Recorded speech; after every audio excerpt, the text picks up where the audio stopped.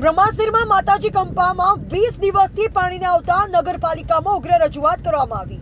માતાજી કંપાના લોકો દ્વારા 25 થી 40 જણા બસ સ્ટેન્ડ માતાજી કંપા જવાનો રસ્તો બ્લોક કર્યો।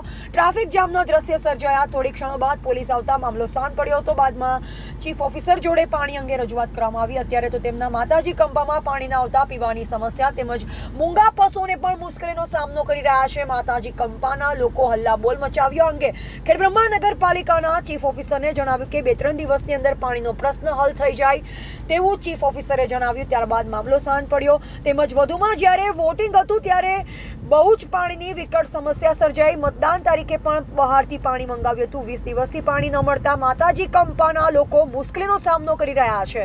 રિપોર્ટર જયેશ ઠાકોર સાથે શૈલેષ પટેલ, જિલ્લા બ્યુરો ચીફ, જેબી ગુજરાત ન્યૂઝ, સાબરકાંઠા। આજે લગભગ 15 થી 20 દિવસ ત્યાં પાણી આવતું નથી અને નથી કમિશનર કોઈ સાંભળવા તૈયાર।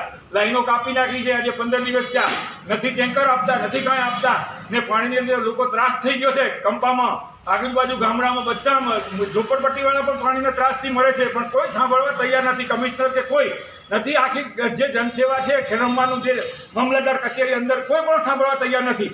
તો આ શું કાંઈ ગવર્મેન્ટની રીત છે સાંભળવાની? કોઈ કમિશનર મળવા તૈયાર નથી।